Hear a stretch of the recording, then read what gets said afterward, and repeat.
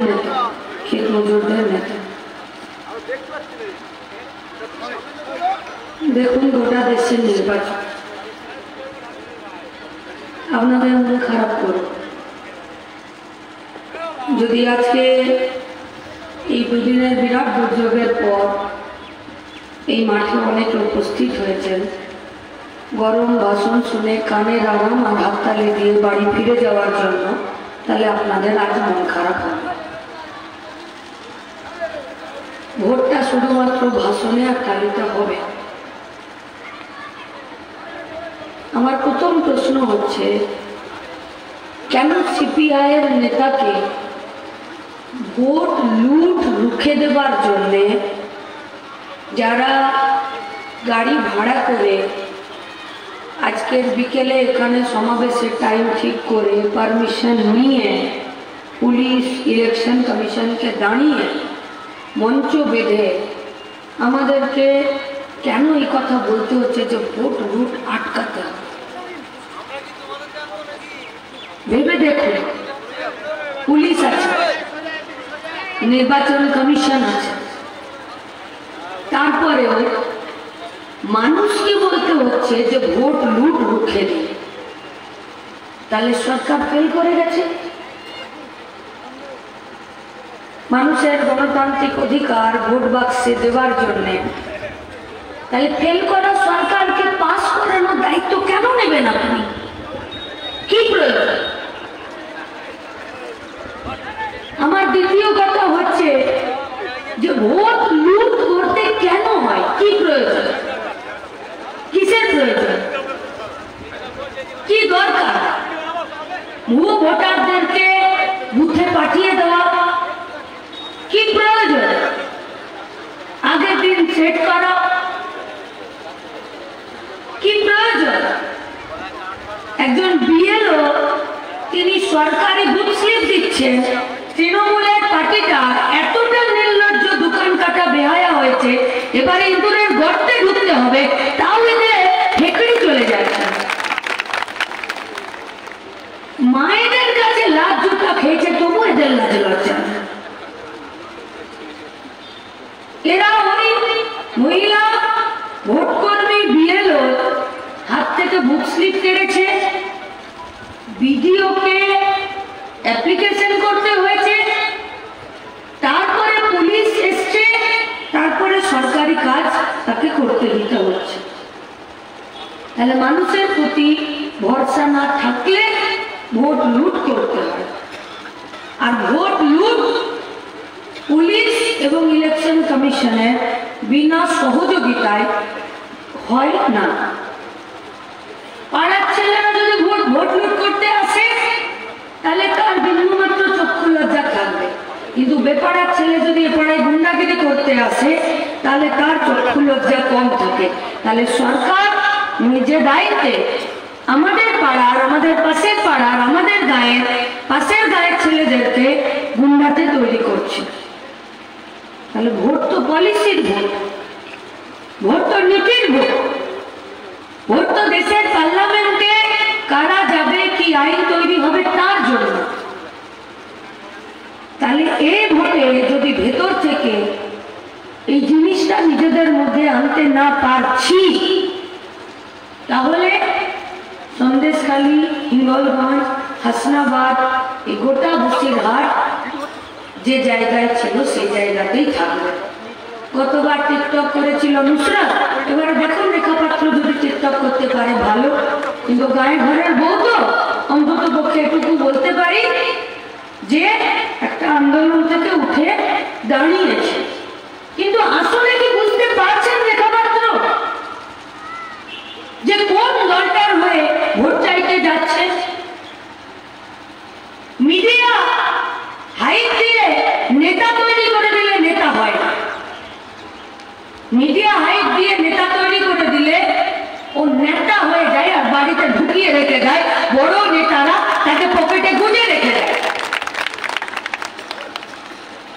আমি ব্যক্তিগতভাবে রেখাপাত্রকে বলছি, আমি এই ধরনের সব রাজনৈতিক কর্মীকে বলছি, মিডিয়ার হাইপে নেতা তৈরি হলে বড় নেতারা পকেটে গুঁজে রেখে দেবে। রেখা পাত্র নিজের মেরুদণ্ড সোজা করে বিজেপির পলিসির বিরুদ্ধে নিজের ঘরের ভেতরে, নিজের পার্টি অফিসের ভেতরে নিজের নেতাদের বিরুদ্ধে লড়তে পারবেন তো? গোটা বসিরহাটে 7টা বিধানসভার মানুষ কিন্তু বড় আশায় বুক বেঁধে তৃণমূলের বিরুদ্ধে লড়তে নেমেছে। পাল্টিবাদ একটা দল বিজেপি। সিপিআই নেতা বলেছেন জল লাগবে যে বিজেপি সরকার তৈরি করতে পারবে, গ্যারেंटी रखा। 2024 4 जून को इस भारतवर्ष में इंडिया ब्लॉक की ही विकल्प सरकार तैयार करेगा, उसमें कोई भी छेद नहीं है। और विकल्प सरकार तैरी होले सबार आगे कृषक विरोधी जे आईन रेखा पात्रদের पार्टीটা धोनी भोटे पास करिয়েছিল। धोनी वोट पता है क्या किसको बोलता है? क्यों जाने कि टेबिल चापड़े हई हई करे हाथ तोला भोट, যে যত জোরে টেবিল চাপড়াতে পারবে তার আওয়াজে ভোট শেষ হয়ে যাবে। কে বিরোধিতা করছে কেউ জানতে পারবে। पश्चिम बंगाल से तृणमूल पार्टी का 22 एमपी ये नुसरत मिमी देव को लेकर वहां पर भेजा गया था कि जाइए वहां पर भाजपा का खिलाफत कीजिए, তাদের আনা অধিবেশন, তাদের আনা বিল, তাদের আনা আইনের প্রতিবাদ করবেন। ওরা গেল পার্লামেন্টে গিয়ে বলল যে যখন এই সব আইনগুলো ধনী ভোটে পাস হয়ে যাচ্ছে আপনারা কি করলেন? বললেন আমাদের পেচ্ছাপ পেয়ে গেছিল, সবাই মিলে একসঙ্গে বাথরুমে চলে গেছে।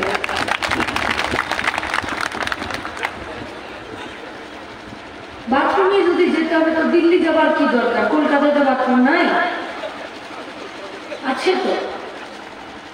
মমতা ব্যানার্জি তো গাদা শৌচালয়ের উদ্বোধন করেছেন আর ছবি দিয়েছেন আর ফিতে কেটেছেন, কাটেনি? খবরের কাগজে নতুন করে কারখানা তৈরি করার ফিতে কাটার ছবি দেখেছেন? লাস্ট 13 বছর।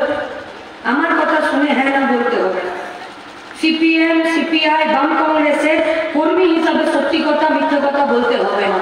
নিজের জীবনের অভিজ্ঞতাতে যেটা বুঝতে পারছেন সেটাই মুখে উচ্চারণ করুন। কোমর সোজা রাখুন, শিরদাঁড়াকে সোজা রাখুন, গলার আওয়াজকে জোর রাখুন আর রাস্তায় দাঁড়িয়ে নিজের কথা হক কথা সোচ্চারে বলুন।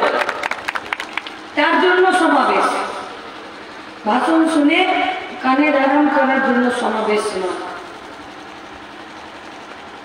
যেখানে বাথরুম যাবার কথা, পেচ্ছাপ করার কথা সেখানে গেলেন না।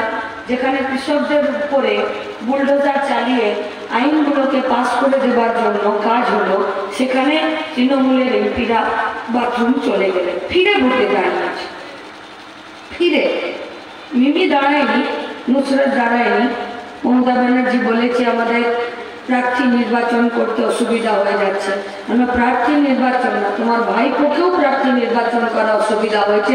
ও বেটাও ডায়মন্ড হারবারে পুলিশের ছাতার তলায় গিয়ে যদি ভোট করায় ওখানেও প্রতিকূল জিতবে, ভাইপো হেরে যাবে। কি যোগ্যতা আছে বলুন? সামনে 1200 পুলিশ, পিছনে 1200 পুলিশ, মাঝখানে নাড়ুগোপাল ভাইপো হেঁটে বেড়ায়। 2 মিনিট দাঁড়াতে পারবে বিনা পুলিশে? সন্দেশখালী, হিঙ্গলগঞ্জ, হাসনাবাদ, বসিরহাট এই গোটা অঞ্চল থেকে যে সমস্ত পরিযায়ী শ্রমিকেরা নিজের এই নদীগুলোতে, নৌকাগুলোতে, ট্রলারে করে যারা মাছ তুলছিল তারা আজ নিজের রাজ্যের মাছ তোলা বন্ধ করে দিয়ে কেরালায় যায় মাছ ধরতে। যাই তো? যাচ্ছে তো? তার মানে এখানে মাছ তুলে শ্রমিক হয়ে কাজ করে সে তার নিজের সংসার চালাতে পারছে না, তাই তো কেরলে চলে যাচ্ছে। তাহলে এখানকার যে মাছ তুলে নিয়ে মাছগুলোকে বেঁচে দেবার কথা, তার কাঁটা, তার আড়ত, তাহলে সেগুলো কার কাছে আছে? সেগুলো কাদের দখলে আছে? পশ্চিমবঙ্গের তৃণমূল কংগ্রেসের সরকারটা এলাকায় এলাকায় যেমন পুরোনো দিনে ছিল এটা তোমার জমিদারি, ওটা তোমার জমিদারি, ওটা তোমার জমিদারি, সেরকম মমতা ব্যানার্জি তৈরি করেছে এটা শাহজাহানের জমিদারি, ওটা উত্তমের, ওটা শিবুর, ওটা জাহাঙ্গীরের, ওটা সেলিমের, ওটা আরাবুলের, ওটা কাইজারের, সবার করে দিয়েছে। দিয়ে তারপরে যখন চটি জুটা লাভ ঝাঁটা খাচ্ছে তখন বলছে এরা সব আমার স্বাধীনতা সংগ্রামী বীর, এরা জেলে গেছে, এদেরকে বের করে নিয়ে আসা।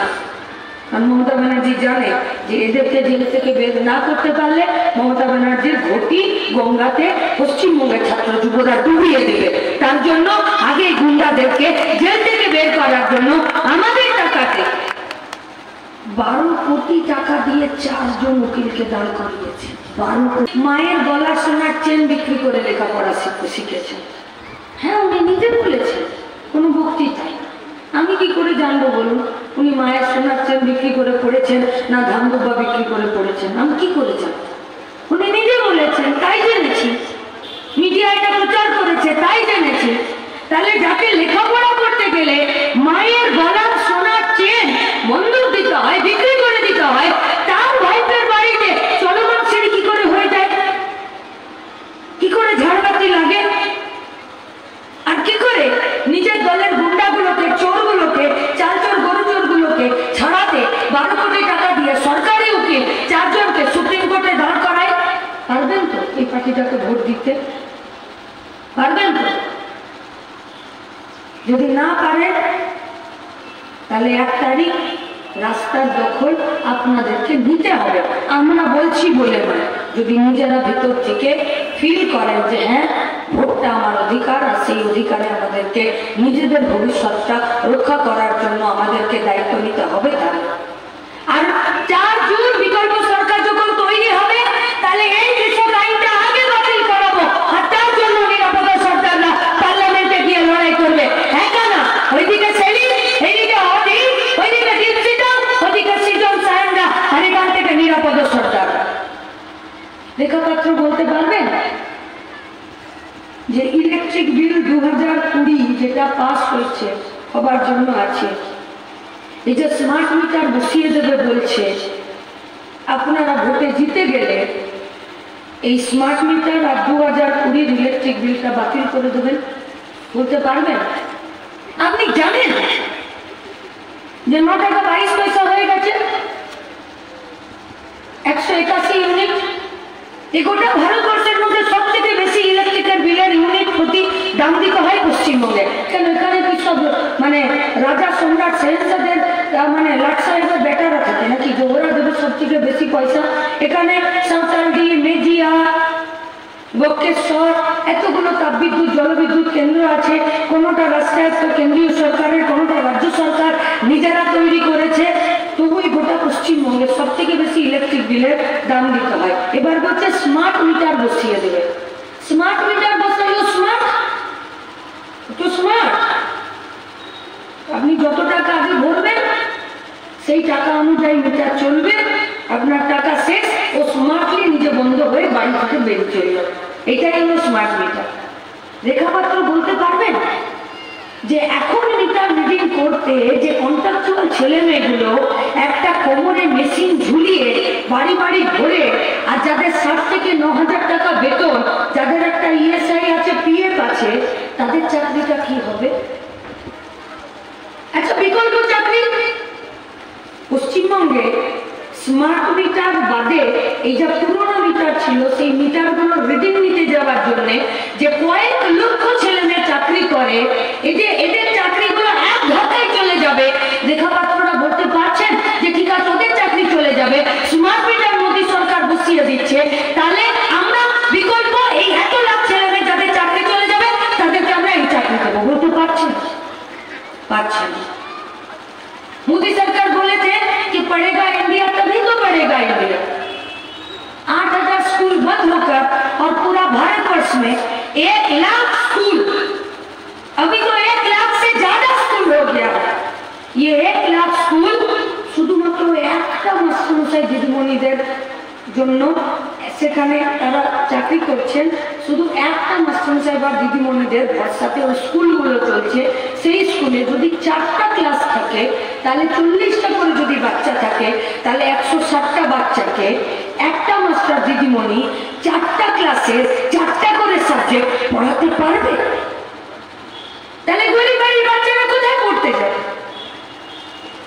पूरा भारतवर्ष में शेड्यूल कास्ट, शेड्यूल ट्राइब, आदिवासी, दलितों का बच्चा कहाँ पढ़ने जाएगा?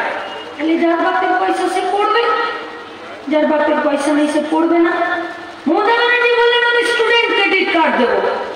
এই গোটা সমাবেশে যারা এসেছেন একজন হাত তুলে বলুন স্টুডেন্ট ক্রেডিট কার্ড আপনার গ্রামে কারো একজনের শুনেছেন? আমি আপনার কথা বাদ দিলাম, আপনি যে গ্রাম থেকে এসেছেন, আপনি যে ওয়ার্ড থেকে, যে পৌরসভা থেকে এসেছেন, আপনি নিজে বলুন বা কোনো ব্যাংকের কর্মচারীর সঙ্গে যদি আপনাদের দেখাশোনা আছে, আজকে গিয়ে সন্ধ্যাবেলা জিজ্ঞেস করুন যে স্টুডেন্ট ক্রেডিট কার্ডে এই পশ্চিমবঙ্গে কটা বাচ্চা ছেলে মেয়ে লেখাপড়া করছে। গতবার 4 লক্ষ ছেলে মেয়ে মাধ্যমিক পরীক্ষা থেকে তারা পরীক্ষায় বসে ড্রপ আউট হয়েছে। এবারে 921টা সেন্টার পশ্চিমবঙ্গে শিক্ষা দপ্তর বাতিল করে দিতে বাধ্য হয়েছে। কেন না ছেলেমেয়েরা অ্যাডমিট নিতে আসে, ক্লাস 9 এ রেজিস্ট্রেশন করেছেন আর 10 এ পরীক্ষা দেওয়ার আগে ফর্ম ফিল আপ করতে হবে, ফর্ম ফিল আপ করার পরে অ্যাডমিট নিতে আসেন, অ্যাডমিট নিতে আসেননি মানে পরীক্ষা দিতে যাবে না, পরীক্ষা দিতে যাবে না তো 921টা কেন্দ্রে মাস্টার দিদিমণি বই খাতা কলম এইসব পৌঁছানোর দরকার নেই। 921টা পরীক্ষা সেন্টার বাতিল করেছে। कैसे पढ़ेगा इंडिया, कैसे बढ़ेगा इंडिया? রেখা পাত্র কোনদিন শুভেন্দু অধিকারীকে জিজ্ঞেস করেছেন যে ভারতবর্ষের সরকারের আমাদের ট্যাক্সের টাকা হিঙ্গলগঞ্জের পাড়া থেকে পার্লামেন্ট হয়ে মোদী সরকারের কোষাগারে ঢোকে, সেই টাকা থেকে বিজ্ঞানী হবার জন্য, ইঞ্জিনিয়ার হবার জন্য, ডাক্তার হবার জন্য, রিসার্চ করার জন্য সেই টাকার বরাদ্দ লাস্ট ইলেকশনের ইন্টারিম বাজেটে 2024 আর 2023 সালে নির্মলা सीतारमण को টাকা বাজেট বরাদ্দ করেছে? রেখা পাত্র को पता है? नहीं पता। রাজনীতির ময়দান খুব কঠিন। রাজনীতির ময়দানে মিডিয়া, পুলিশ, হুজ্জুতি, মুখে গান, মুখে গালি, এই দিয়ে রাজনীতি নয়। রাজনীতি মানে নীতির ভিত্তিতে কাজ করা, মানুষের প্রতি দায়বদ্ধতা থাকা, সত্য কথা বলা, সত্যতার জন্য লড়াই করা, নিজের সৎ টাকা। যদি আমার পার্টিতে কোনো কাজ এই ধরনের হয় তাহলে আগে পার্টির বিরুদ্ধে লড়ে যাওয়া। রেখা পাত্র পারবেন তো বিজেপির দুর্নীতির বিরুদ্ধে পার্টি অফিসের ভেতরে বসে লড়তে? পারবেন?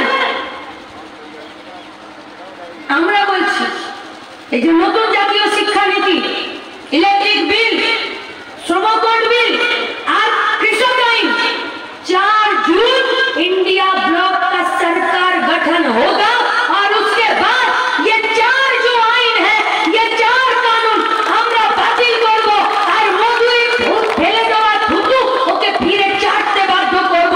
পার্লামেন্টে লড়াই করবে নিরাপদ সরকাররা, আর রাস্তা किसी का बाप का नहीं है। পশ্চিমবঙ্গের রাস্তায় আমরা থাকব। ভরসা দিচ্ছি আপনাদেরকে, পার্টির প্রতি আস্থা রাখুন, ভরসা রাখুন। এই লড়াই জান কবুল, এই লড়াই কোথাও ফুলস্টপ হয় না, হয় না ফুলস্টপ। কেন ভোট দেবে লাল ঝান্ডাকে? বাম কংগ্রেস জোট কেন এসছে আপনাদের কাছে ভোট চাইতে? কেন?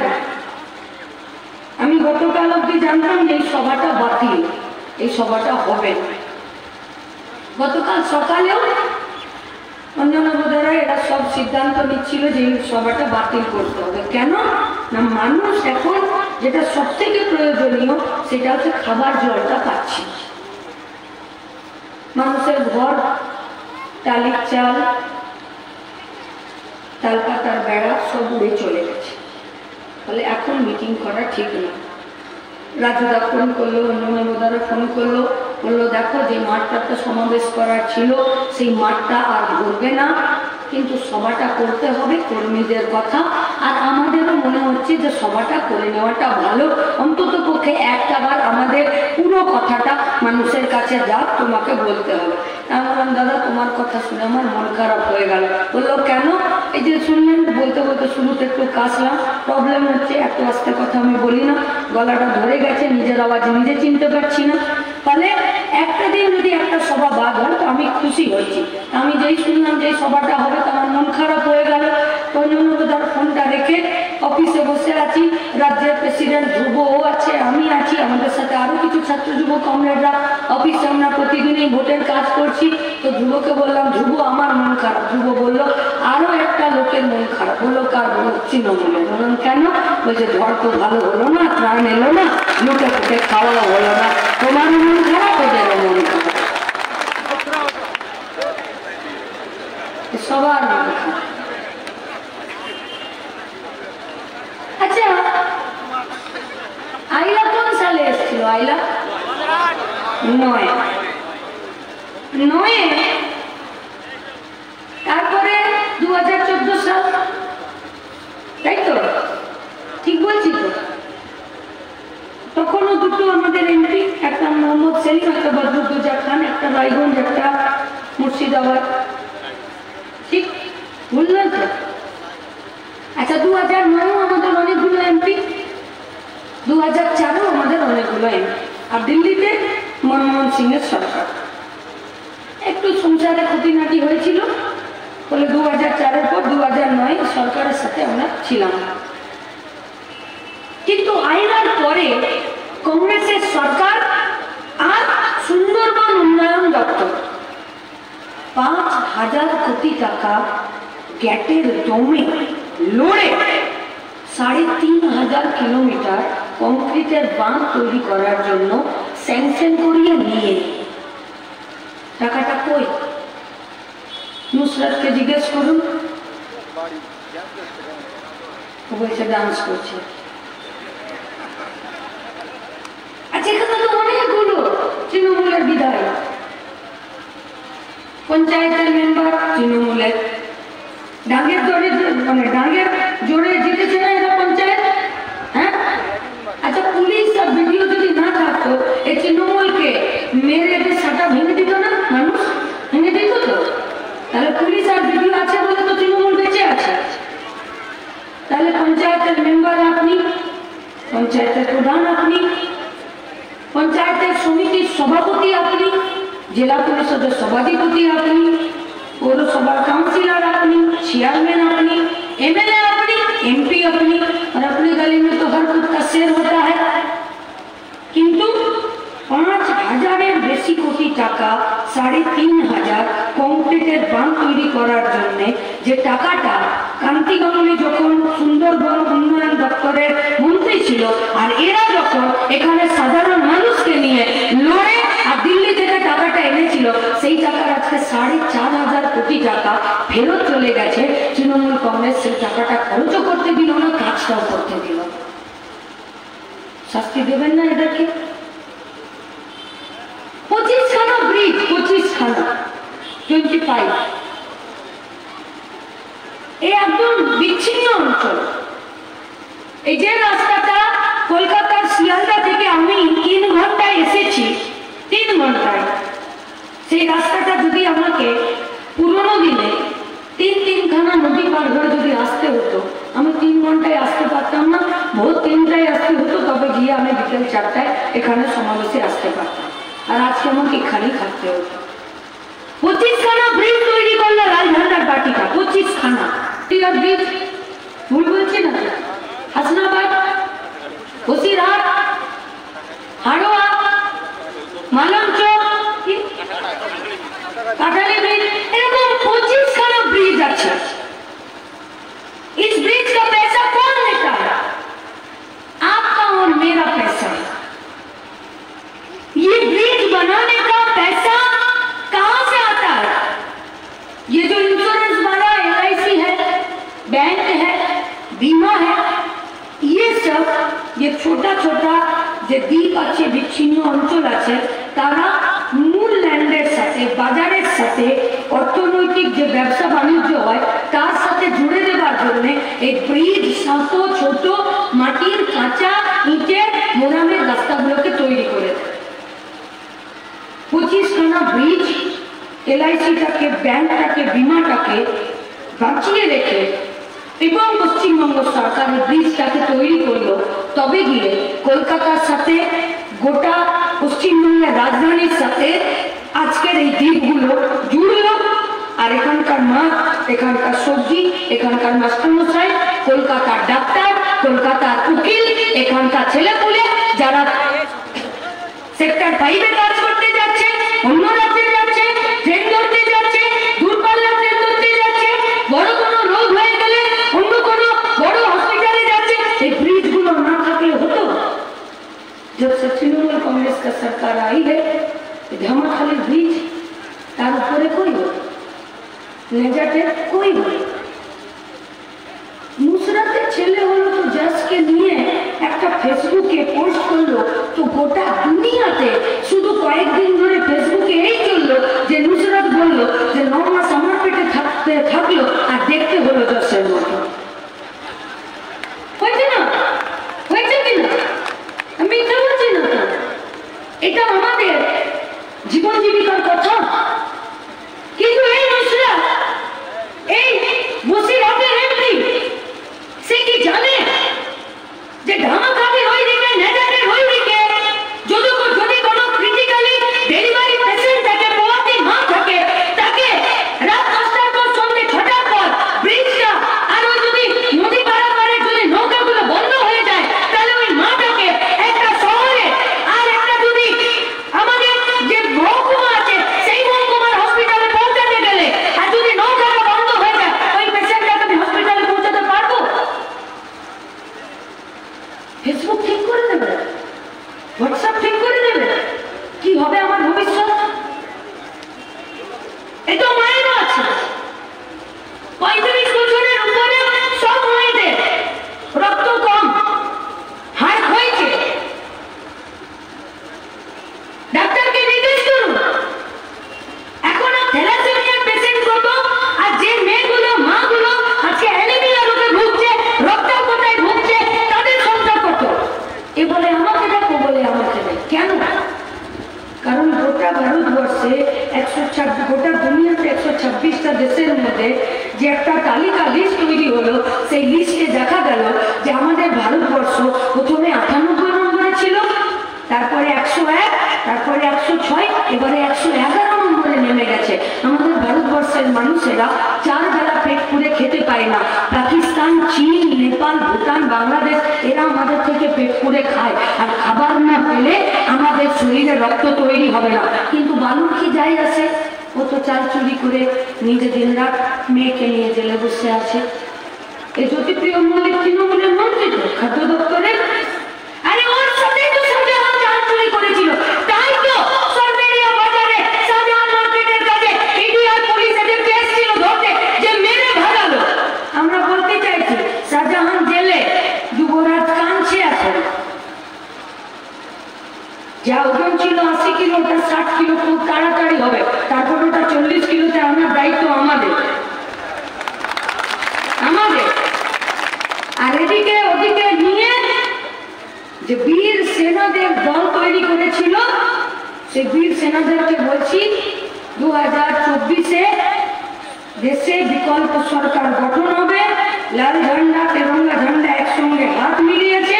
আর 26-এ এই পশ্চিমবঙ্গের তৃণমূল কংগ্রেসের সরকারটাকে বিদায় আমরা দিয়ে দেবো।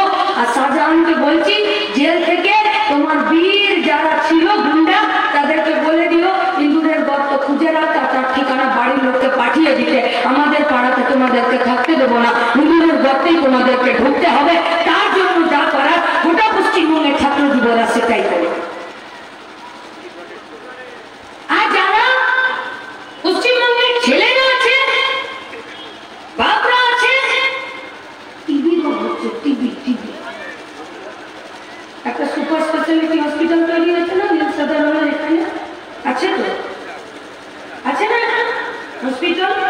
যান বিএমওএইচ আর সিএমওএইচ এর সঙ্গে একদিন চিঠি করে দেখা করুন, দেখা করে বলুন যে টিভির ওষুধ আছে হসপিটালে, বলবে নেই। আইসিডিএস এ যান, জিজ্ঞেস করুন পোয়াতি মাদের রক্ত হবার জন্য আয়রন আর ক্যালসিয়ামের ট্যাবলেট আছে? আর বুকে যদি দুধ কম হয়ে যায়, বাচ্চাটা জন্ম নেবার পরে যে ট্যাবলেটটা দিলে বুকে একটু দুধ হয় আলাদা করে, সেই ট্যাবলেটটা আছে? নেই। শুধুমাত্র এই বসিরহাট সাব ডিভিশনে এই আমাদের এই বসিরহাট লোকসভা কেন্দ্রে গোটা পশ্চিমবঙ্গে 19,000 ICDS এর পোস্ট ফাঁকা আছে।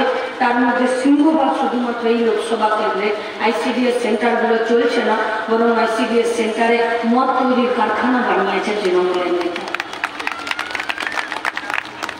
আমি শুরুতে বলেছিলাম যে আপনাদের মন খারাপ করাবো, তালি দিয়ে গা গরম করে দেখে নেবো, হ্যান করেঙ্গা ত্যান করেঙ্গা ভাষণ আমরা আজকের কথাই বলতে চাইছি না। আমি ফিরে আমার কথা আপনাদেরকে বলছি, যদি চান এই পরিস্থিতির পরিবর্তন হোক, স্কুল কলেজ আমাদের পেটের ভাত, আমাদের মাথার ছাদ। আচ্ছা, এতক্ষণ ধরে কথা বললাম ICDS, স্কুল, হসপিটাল, টিবি রোগী, রক্ত কমে যাচ্ছে, ব্রিজ তৈরি। আচ্ছা, কোনোটাতেও হিন্দুদের ব্রিজ, মুসলমানদের ব্রিজ আছে? কোনোটাতে হিন্দু মাছ ধরা শ্রমিক, মুসলমান মাছ ধরা শ্রমিক আছে? কোনোটাতে শিডিউল কাস্ট মা আর জেনারেল কাস্টের মা আছে? কোনোটাতে শিডিউল ট্রাইব টিবি রোগী আর জেনারেল কাস্টের টিবি রোগী আছে? নেই তো। তাহলে রেখা পাত্রদের পার্টিটা schedule caste, schedule tribe, Hindu মুসলমানকে কেন নিয়ে আসছেন বারবার? ফ্যাশন হয়েছে এই পশ্চিমবঙ্গের মাটি।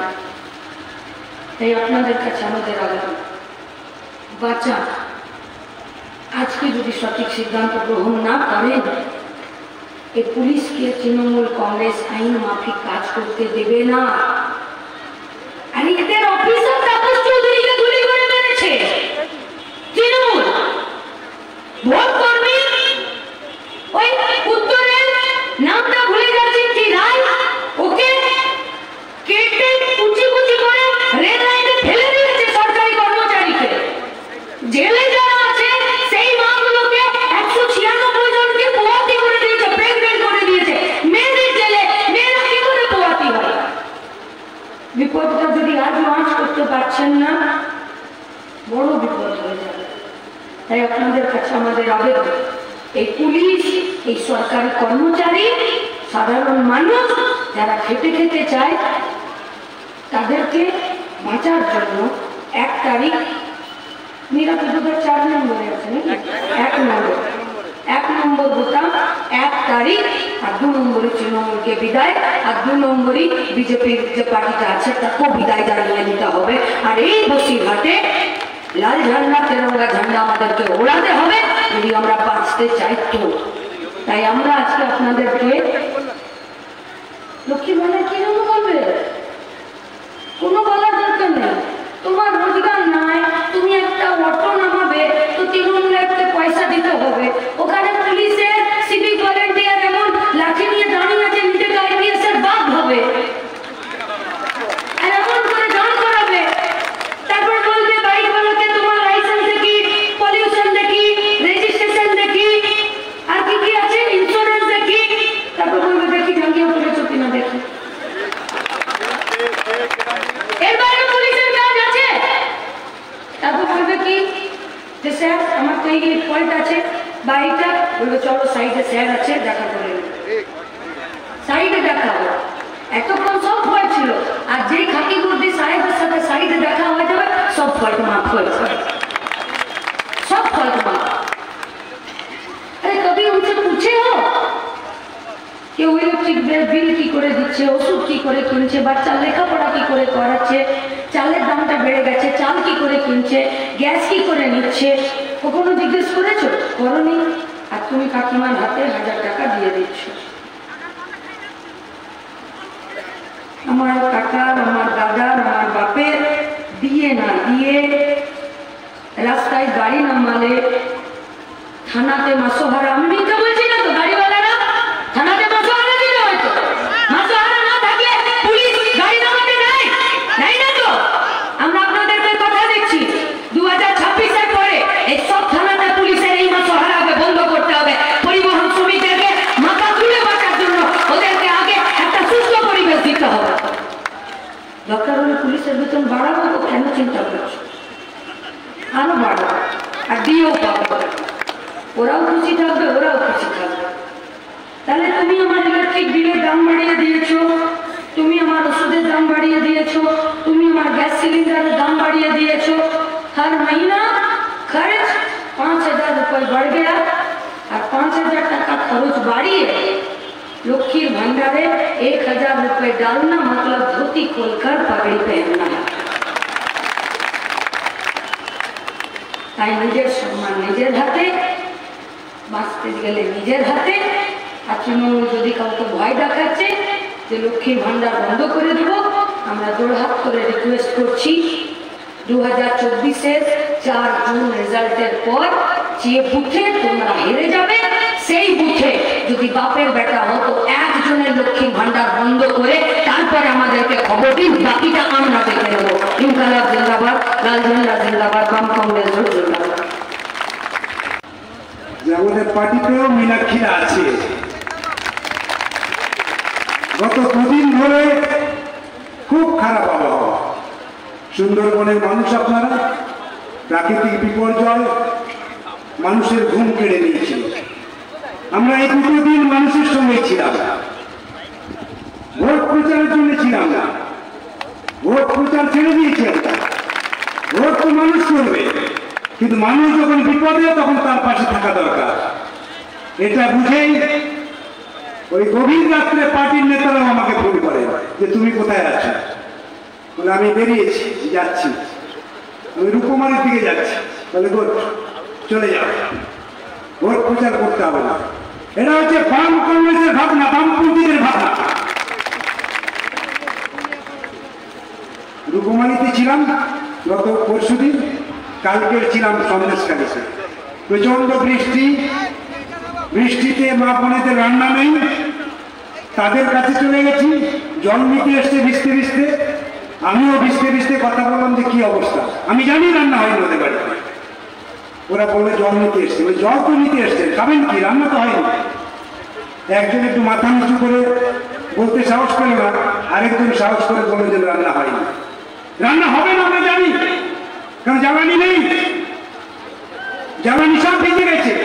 চাল হয়তো ছিল বাড়িতে, কিন্তু রান্না করার মতন জ্বালানি তার বাড়িতে ছিল না। সেই মা বধূ জল নিয়ে চলে গেল, তার বাড়ির লোককে সে খাবার দিতে পারলো না। আমরা বললাম কেন গ্যাস নেই? তো বললো গ্যাস তো পেয়েছিলাম, 400 টাকায় গ্যাস পেয়েছিলাম, এখন তো 1250 টাকা না দিলে আমার বাড়ি পর্যন্ত আসে না। আমাদের পক্ষে 1250 টাকা দিয়ে গ্যাস কেনা সম্ভব নয়। তাহলে যারা গ্যাস দিল তারা গোটা সমাজটাকে এক ধাপ পিছিয়ে দিল। সমাজটা যেভাবে এগোচ্ছিল আজকে সেই সমাজটা দ্রুত পিছোচ্ছে। অসংখ্য বাড়িতে আজও খাওয়া নেই। আজকে ছিলাম আমরা সর্দার পাড়ার ভাঙনের ওখানে, সর্দার পাড়ায় বহু মানুষের বাড়িতে রান্না নেই, ঘাস শুকোতে দিয়েছে, সেই ঘাসের রান্না হচ্ছে। সেই রান্নার খাবার আপনারা এখানে যারা বসে আছেন খেতে পারবেন না। আমরা তো জানি কেন পারবেন না, কারণ যে ঘাসে রান্না হচ্ছে সেই ঘাসে যে ধোঁয়া হবে, সেই ধোঁয়ার ফলে ভাত খাওয়া ধোঁয়া বন্ধ হয়ে যাবে, সেই ভাত খাওয়াচ্ছে বাচ্চাদেরকে। আমরা দেখে এসছি, ওরা জানে, আমরা বুঝি মানুষের যন্ত্রণা। সেখানে বাঁধ নিয়ে নাটক হচ্ছে, বাঁধ নিয়ে রাজনীতি হচ্ছে। তারপরে আবার যাচ্ছে, আমরা যখন পেরিয়ে আসছি তখন দেখি সামনে পিছনে কনভয়, মাঝখানে আরো একটা বড় সাংবাদিকদের গাড়ি, সেখানে 20-25 জন সাংবাদিকরা আছে, তার মাঝখান দিয়ে প্রার্থীকে নিয়ে যাওয়া হচ্ছে বাঁধ দেখানোর জন্য। তারা জিতে এসে বাঁধ তৈরি করবেন তো? তারা জিতলে আপনাদের পাশে থাকবেন তো? মানুষের পাশে থাকবেন? যদি থাকে বাম কংগ্রেসকে জেতানোর দরকার নেই, ওদেরকে জেতান। আমরা বলছি জীবনে অনেক অভিজ্ঞতা আপনাদের হয়েছে, সুন্দরবনের মানুষ আপনারা, আপনাদের যে ভাবনা, এই উন্নত ভাবনাটাকে অবহেলা করবেন না, হারাতে দেবেন না। কেউ হয়তো মনে করেন আমরা সুন্দরবনের মানুষ, ভোটে এ বলছে সে বলছে, একবার তৃণমূল একবার বিজেপি, এদিকে চলে যায় সেদিকে চলে না। আপনার মতামত অত্যন্ত গুরুত্বপূর্ণ, আপনার ভাবনা অত্যন্ত পরিচ্ছন্ন, আর পরিচ্ছন্ন ছিল বলে 2011 সালে জিতিয়েছেন। কেউ আপনাকে টলাতে পারে না। আমি বিশ্বাস করি এবারও আপনাদেরকে কেউ টলাতে পারবে না। আমি 7টা বিধানসভা কেন্দ্রে ঘুরেছি, 7টা বিধানসভা কেন্দ্রের মানুষকে আমি 11-এর পরে এইভাবে দেখিনি। রাত্রি নিয়ে ঘুরেছি, বাম প্রার্থীদেরকে নিয়ে ঘুরেছি, এই 7টা বিধানসভা কেন্দ্রে ঘুরেছি, কিন্তু অনেক জায়গা ছিল যেখানে আমরা ঢুকতে পারিনি, প্রচারে যেতে পারিনি, মানুষের পাশাপাশি যেতে পারিনি। আর আজকের আমাদের বাম কংগ্রেসের মিছিল যখন যাচ্ছে, চারিদিক থেকে দুপাশ থেকে রাস্তার দুধার দিয়ে হাজার হাজার মা বোনেরা ছুটে এসে লাল ঝান্ডাকে সেলুট জানাচ্ছে, অভিনন্দন জানাচ্ছে, লাল ঝান্ডা দরকার। ফলে মানুষের আমেজ, মা বোনেদের অনুভূতি, কৃষক মতো ছাত্র যুবদের ইচ্ছে পূরণ হতে চলেছে। গোটা রাজ্যে এবার আপনারা জিতছে, গোটা রাজ্যে অসংখ্য বাম কংগ্রেসের প্রার্থী জিতছে। গোটা রাজ্যে যে লাল ঝড় তুলেছেন আপনারা একেবারে সুন্দরবন থেকে, সেই লাল ঝড় পৌঁছে গেছে পাহাড় পর্যন্ত। সেই লাল ঝড়ের ঢেউ আস্তে আস্তে চুইয়ে চুইয়ে 1 তারিখে পৌঁছবে বসিরহাট লোকসভা কেন্দ্রে। এই বসিরহাট লোকসভা কেন্দ্রে আরেকবার আপনাদের পূর্ণ চেতনাটাকে একবার বাক্সে ব্যালট বাক্সে প্রমাণ করে দিন। আমরা যতই কষ্টে থাকি না কেন, তৃণমূল বিজেপি আমাদের বন্ধু না, সেটা আমরা হারে হারে টের পেয়েছি। তাই এবার বাম কংগ্রেসকে জেতাতে চাই, তাই এবার বাম কংগ্রেস জিতবে। বসিরহাট লোকসভা কেন্দ্রে বাম কংগ্রেসের প্রার্থী জিতে এবার পার্লামেন্টে যাবে। এই কথা বলার জন্য মীনাক্ষীরা ছুটে বেড়াচ্ছেন গোটা পশ্চিমবঙ্গ জুড়ে। বাম কংগ্রেসে জিতবে সেটা ওরা অনেক আগেই টের পেয়েছিল।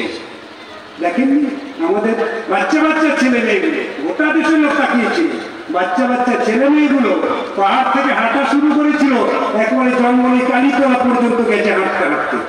ওদের শেষ সভাতে আমি ছিলাম উপস্থিত।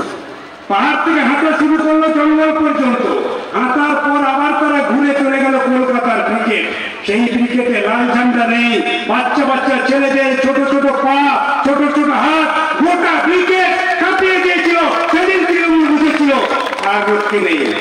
তারপরে আপনারা দেখেছেন কৃষক ক্ষেত্রদের কি উৎসাহ, গোটা কলকাতা, হাওড়া জেলা, গোটা রাজ্য জুড়ে জেলায় জেলায় গরিব কৃষকদের যে উন্মাদনা, সভাগুলোতে উপস্থিতি, সব মিলিয়ে তৃণমূল বিজেপি খুব এখন চুপসে গেছে।